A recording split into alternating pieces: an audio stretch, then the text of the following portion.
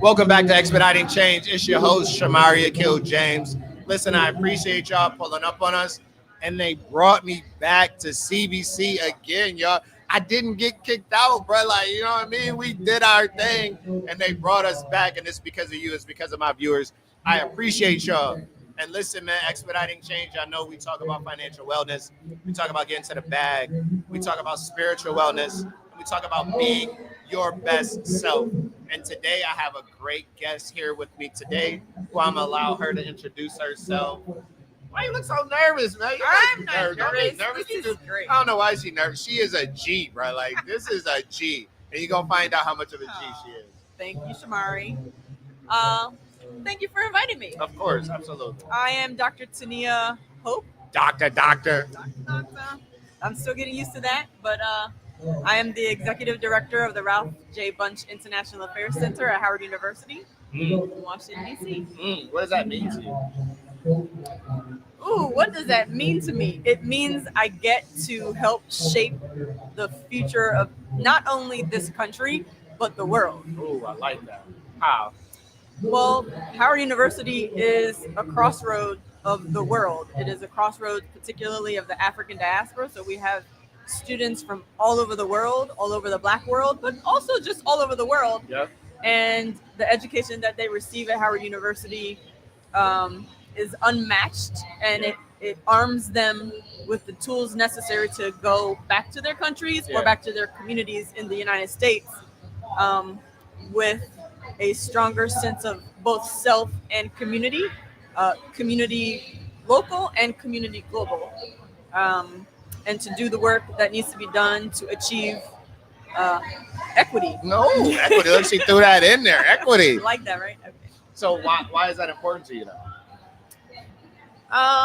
Well, I think my whole life I have been involved in issues of social justice, racial justice. Yeah. Both of my parents were involved in, and it's actually generational. Yeah. So parents, grandparents, and great-grandparents, it's really a family legacy of commitment to social and racial justice in this country and around the world. Love it. So, yeah. So why should that be important to me?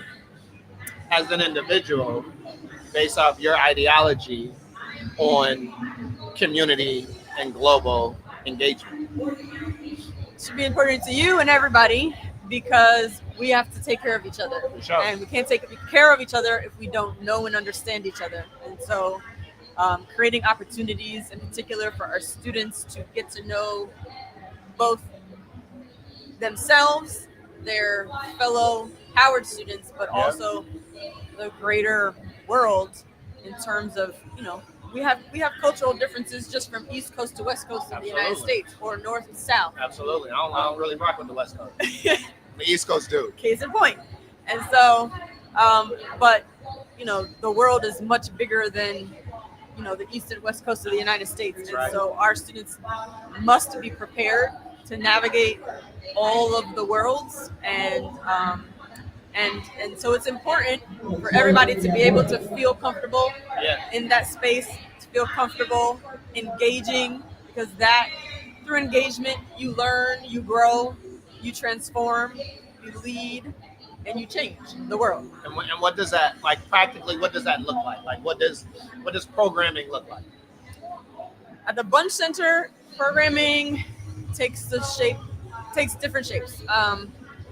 We do a lot of on-campus programming. So for students for whom traveling abroad is not possible in a particular moment, we try to bring the world to them. It is a bridge between theory and practice in the Bunch Center. So students learn what they're going to learn in their classes at Howard, and we bring them people who are actually living what they have been learning.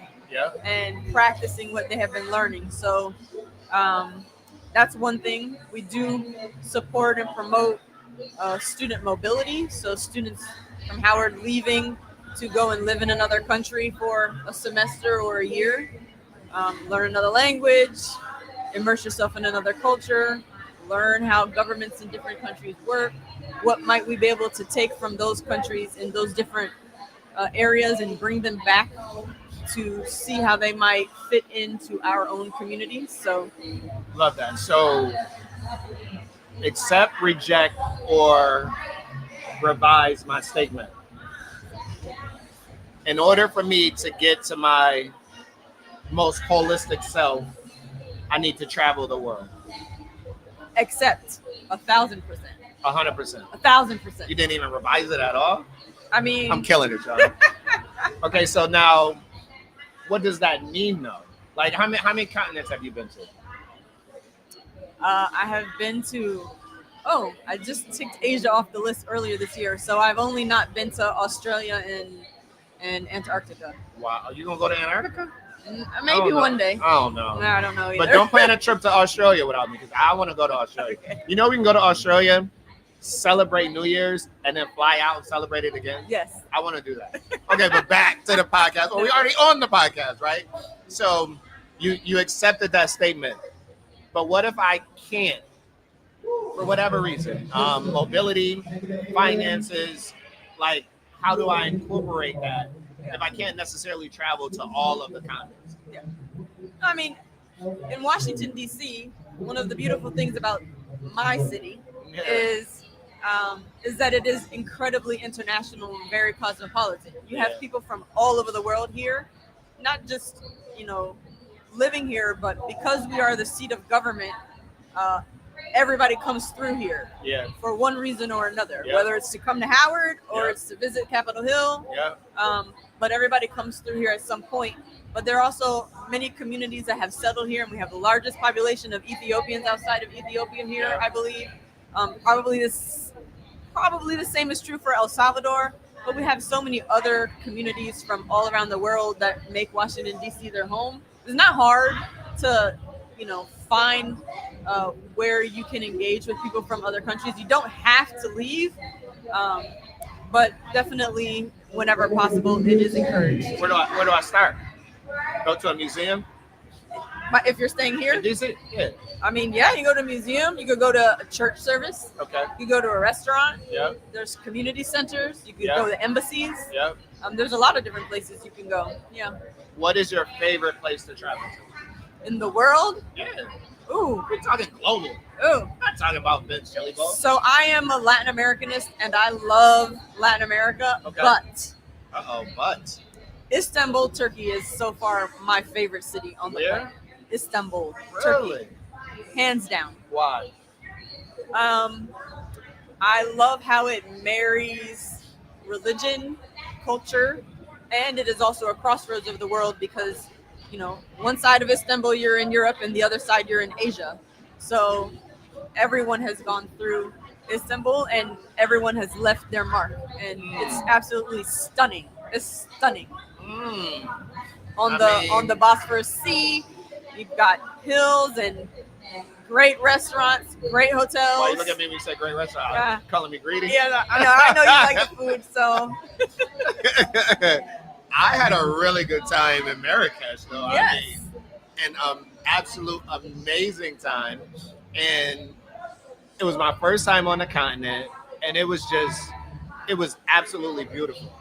And I think you put that trip together because I think you have a company that you debuted. So why don't you talk to me about that? Certainly, yes. I did organize a little launch gathering, we'll say, for Hope Meridian, which is my LLC that I launched in Marrakesh, and invited some of my closest friends and supporters to join me for the launch. Hope Meridian is a global consultancy that helps bring people together across the African diaspora and across sectors, whether it's investment, whether it's art and culture, sports, etc., NGOs. My network throughout the diaspora, but in particular in Latin America, is quite extensive, and I want people in this country to connect with people in those countries and build things that benefit Black people. Love it. So what's your ideal state? What would make your heart just melt? What is your goal? for Hope Meridian? Like, what legacy do you want to leave with Hope Meridian?